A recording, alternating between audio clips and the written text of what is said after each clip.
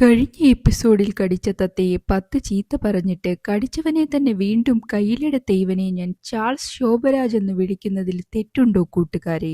ഒന്നും അറിയാത്ത പോലെയുള്ള ആ നിപ്പ്. ഇവർ രണ്ടുപേരും ഇരട്ടപ്പെട്ടതാണെന്ന് തോന്നുന്നു.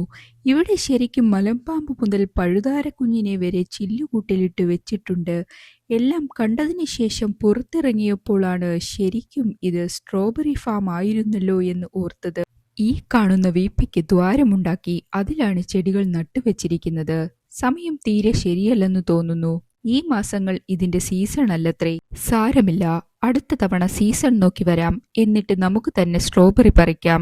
ചാൾസ് ഇതെങ്ങനെയെങ്കിലും പൊക്കി വണ്ടിയിൽ കയറ്റാനുള്ള ശ്രമത്തിലാണ്. കൊക്കിലൊതുങ്ങുന്നതേ കൊത്താവൂ എന്ന് ഗുണപാഠം കൊടുത്ത് തൽക്കാലം എന്തൊരു വാങ്ങിച്ചു കൊടുത്തൊരു സൈഡിലിരുത്തി. എവിടെയിരുന്നാലും ഇദ്ദേഹം സ്റ്റൈല് വിട്ടൊരു കളിയില്ല. ഈ കാണുന്നതാണ് ഇവിടുത്തെ പൂന്തോട്ടം. സോറി, വിത്തൗട്ട് പൂക്കളുള്ള പൂന്തോട്ടം. സീസൺ അല്ലാത്തതുകൊണ്ടാവാം ഇങ്ങനെ. എന്നാലും വരുന്നവരുടെ മനം കുളിരണിയിക്കാൻ കുറച്ച് ആർട്ടിഫിഷ്യൽ ഫ്ലവേഴ്സ് ഇവിടെയൊക്കെ തൂക്കിയിട്ടിരിക്കുന്നു. പ്രതീക്ഷിച്ചതിലും അധികം നല്ല തണുത്ത കാലാവസ്ഥയായതിനാൽ ഞങ്ങൾ തിരിച്ചു താമസ സ്ഥലത്തെത്തി. കണ്ടില്ലേ ചാൾസ് കിടുകിടാ വിറയ്ക്കുന്നത്? വിശ്വസിക്കരുത്, അഭിനയമാണ്. ആതിഥേയ മര്യാദ ശരിക്കും ഈ നാട്ടുകാരെ കണ്ടു പഠിക്കണം. അറബികൾ ഇങ്ങനെയാണ് എന്ന് ഞാൻ കേട്ടിട്ടുണ്ട്. അറബി പറഞ്ഞുവിട്ട സുഡാനി ചേട്ടൻ ഞങ്ങൾക്കുള്ള ചൂട് ഗാവയും ഡേറ്റ്സും കൊണ്ടുവന്നു. ആഹാ, ഈ തണുപ്പത്ത് ഇത് ഒരു ആശ്വാസം തന്നെ. അറബിക് കോഫിയാണ് ഗാവ. ഞങ്ങൾ ആസ്വദിച്ചു കുടിക്കുന്നത് കണ്ടതുകൊണ്ടാവാം ചാൾസും വാങ്ങി കുടിച്ചു. അവന് വളരെയേറെ ഇഷ്ടപ്പെട്ടു എന്ന് തോന്നുന്നു.